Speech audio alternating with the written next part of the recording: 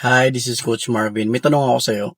Anong mangyayari kapag nagbakasyon ng presenter ninyo ng isang buwan? Or mas magandang tanong, anong mangyayari kung mawala ang upline mo bukas? Isa rin yan sa mga question ko noon, no? Paano kung mawala yung upline ko? Now, isa to sa mga bagay na hindi agad napapansin ng mga networkers.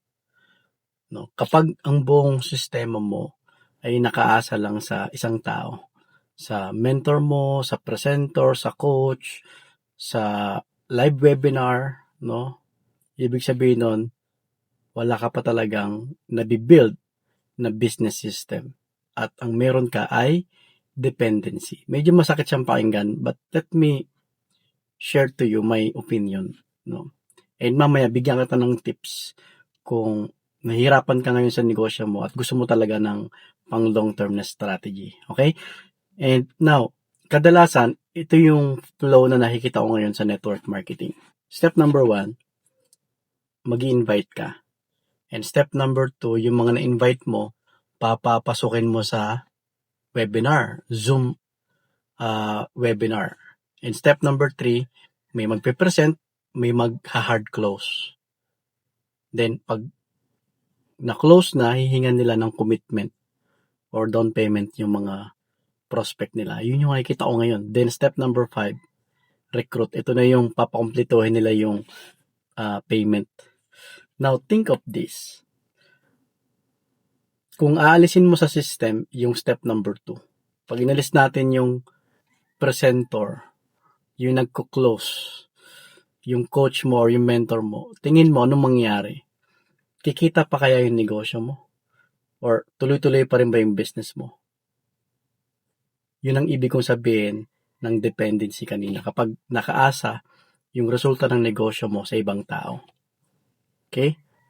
And para sa akin, meron akong nakikitang 4 na cons or challenges kapag sobrang nakaasa ang negosyo mo sa coach mo, sa mentor mo, sa presenter, sa closer, or sa leader ninyo. No? Number 1, hindi po siya duplicatable. Halimbawa, yung pinakamagaling ninyong speaker, di ba, hindi mo naman siya kayang gayahin. And I believe isa yan sa pinaka-challenge sa network marketing. Kapag yung top leader magaling magsalita, charismatic, magaling mag-close, di ba natural lang talaga na nagkakaroon siya ng results. Now, ang challenge or ang problema, kapag ipapasa na yung skills niya doon sa member. No, hindi siya pwedeng, kahit pa sabihin mong, gayahin mo lang ako. Hindi siya basta-basta, guys. Kasi hindi man madaling matransfer yung personality ng tao. Hindi mo basta-basta maduduplicate yung confidence, yung humor, yung experience, yung charisma ng ibang tao. No? Gets? Pangalawa, hindi laging consistent ang resulta.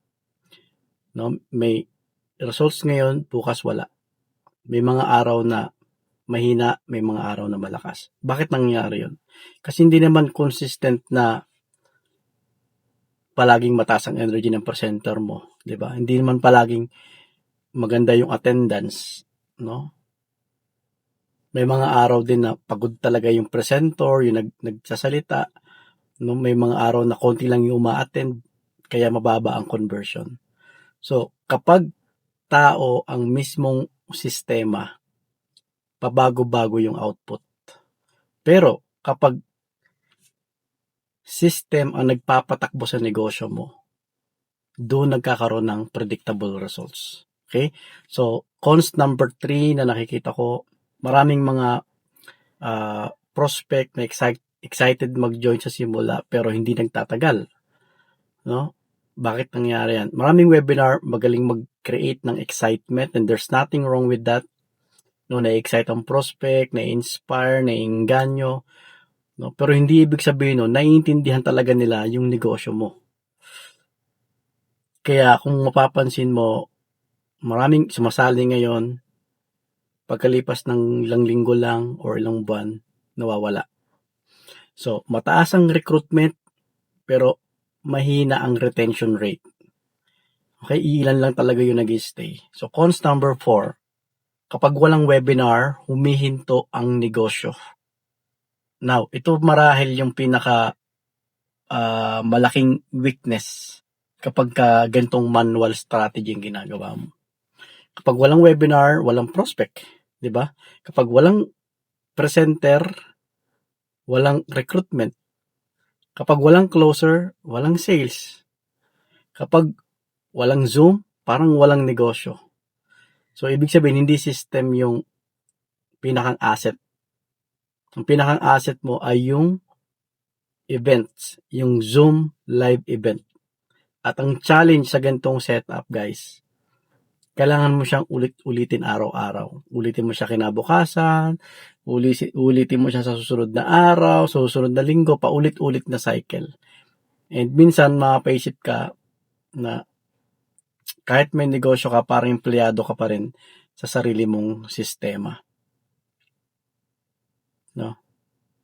Kaya, ngayon, magandang question for ourselves, no, sa sarili natin. Kung mawala ang pinakamagaling na speaker namin, kung mawala ang pinakamagaling na presenter, kung mawala ang coach ko, meron pa rin bang sales na papasok sa akin? Tuloy-tuloy pa rin ba yung negosyo ko? May negosyo pa rin ba ako? Kung ang sagot ay wala, ibig sabihin lang nun, wala ka pa talagang nabubuong business system.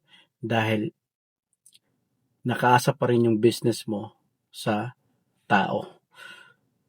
No, at para sa akin, isa to sa dahilan kung bakit maraming mga organization ngayon mabilis lumaki pero hirap silang i-sustain kapag nawawala yung mga key leaders nila. So, yun nga, no. Kaya ikaw, habang nagbi-build ka ngayon ng team mo, habang